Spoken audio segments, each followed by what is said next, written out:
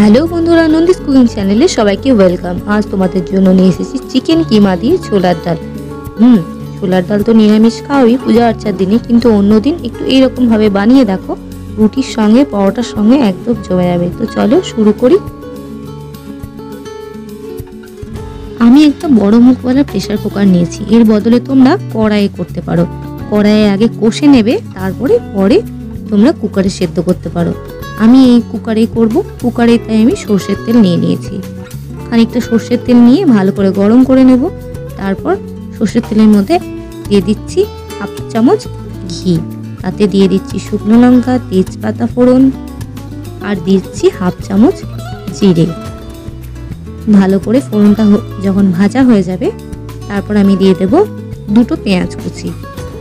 দুটো পেঁয়াজ ভালো করে কুচিয়ে নিয়েছি, এবার ভালো করে দিয়ে ভেজে নেব।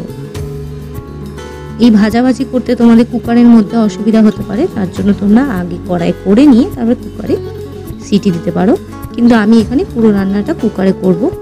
আমার এই কুকারটাতে বেশ রান্না করতে সুবিধাই হয়, বড় মুখ বলে।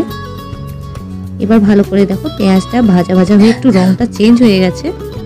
এবার আমি একটা ছোট বাটিতে 150 থেকে 200 গ্রাম মতো হবে বোনলেস চিকেন কিমা করে নিয়েছি। মিক্সার জারে একটু ঘুরিয়ে নেবে, তাহলে কিমা হয়ে যাবে।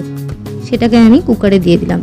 এই অল্প একটু কিমা দিয়ে ছোলার ডালটা খুব সুন্দর রান্না করব। দেখো কিমাটাকে দিয়ে একটু ভেজে নেব। দেখো ওটা আপনি কিমাগুলো দানা দানা হয়ে যাবে, একদম ডিমের ঝুড়ির মতো। পেঁয়াজ দিয়ে ভালো করে ভেজে নিচ্ছি, বেশি ভাজবো না, অল্পক্ষণ ভাজলেই চিকেন কিমাগুলো দেখো রং পরিবর্তন করে নিচ্ছে।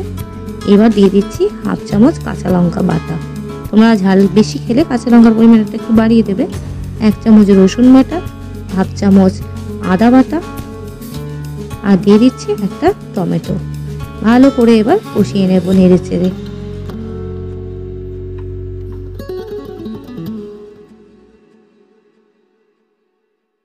অল্প কিছু মশলা দিয়ে দেবো। এই সময় আমি দিয়ে দিচ্ছি পরিমাণ মতো স্বাদ মতো নুন, 1 চামচ জিরে গুঁড়ো, হাফ চামচ ধনে গুঁড়ো, 1 চামচ গরম মশলা গুঁড়ো পাউডার, আর এখানে দিচ্ছি 1 চামচ হলুদ গুঁড়ো আর 1 চামচ কাশ্মীরি রেড চিলি পাউডার।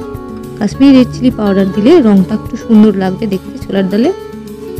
চাইলে স্কিপ করতে পারো, কিন্তু দিলে কিন্তু খুব সুন্দর আসবে রংটা। এবার ভালো করে মশলা দিয়ে কষিয়ে নিচ্ছি। দেখো তেল আমরা বেশি দিইনি, অল্প তেলে রান্না করে নেব। বেশি তেল খাওয়াটা ঠিক হবে না। ভালো করে দেখো কষানো মতো হয়েছে, কষানো হয়ে গেছে একদম। একটু নেড়ে চেড়ে কষিয়ে নেব। তারপরে আমি 5 মিনিট ঢাকা দিয়ে রেখেছিলাম। ঢাকা দিয়ে রাখলে দেখো কষানো হয়ে যাবে আর তেলটাও ছেড়ে গেছে। একটু নেড়ে দিচ্ছি, নাহলে তলে লেগে যাবে। কিমাগুলো খুব সুন্দরভাবে একদম ভাজা হয়ে গেছে, কষানো হয়ে গেছে মশলাগুলো ভালো করে। এবার আমি এই সময় দিয়ে দেব যে 1 বাটি আমি কিমা দিয়েছিলাম, সেই 1 বাটি পরিমাণই ছোলার ডাল। বেশি দেবো না। ছোলার ডাল ভিজিয়ে রাখতে পারো, নাও রাখতে পারো, অসুবিধা নেই। ছোলার ডাল সিটি মারলেই গলে যাবে।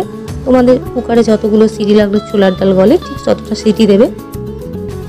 ছোলার ডাল দেওয়ার পরে একটু নেড়ে নেওয়ার পরে আমি জল দিয়ে দিচ্ছি সেদ্ধ করার জন্য। তোমরা এরকমভাবে কড়াইয়ে একটু কষে নেবে, তারপর কুকারে ট্রান্সফার করে নিয়ে সেদ্ধ করে নেবে, তাহলে হয়ে যাবে। এবার আমরা 6 থেকে 7টা সিটি দিয়ে নেব। যার কুকারে যেরকম সিটি দিলে ছোলার ডাল গলে, সেভাবে তোমরা সিটি দিয়ে নেবে। 6-7টা সিটি দেওয়ার পরে দেখো এরকম হয়েছে। আমি ছোলার ডালটাকে একদম পুরোপুরি গলাবো না, একটু টেক্সচারটা থাকবে ঠিক এরকম। তারপরে আমরা পরের প্রসেসে যাব। দেখো খুব সুন্দরভাবে ছোলার ডালটা হয়ে গেছে। এখানে গ্যাসটা আমি বন্ধ করে রেখেছিলাম, দিয়ে কুকারটা খুলেছি, আবার গ্যাসটা অন করে দেবো। এবার এই সময় দিয়ে দিচ্ছি একটু চিনি। তোমরা চাইলে চিনি স্কিপ করতে পারো, কিন্তু স্বাদটা খুব ভালো আসবে, তার জন্য দিলাম। এই ছোলার ডাল একটু মিষ্টি হলে ভালো লাগে। আর নুনটা একটু কম মনে হচ্ছিল, এই সময় নুনটা দিয়ে নিলাম।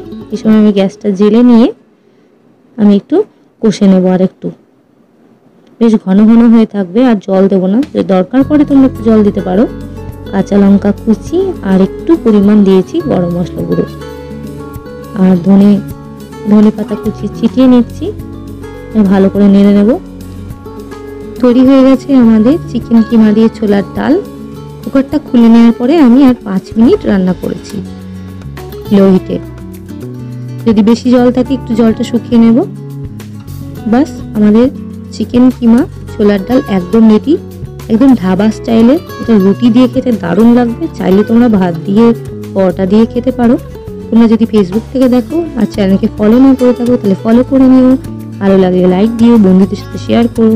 ইউটিউব থেকে দেখলে চ্যানেল সাবস্ক্রাইবার না হলে সাবস্ক্রাইব করে নিও আর লাইক দিতে ভুলো না।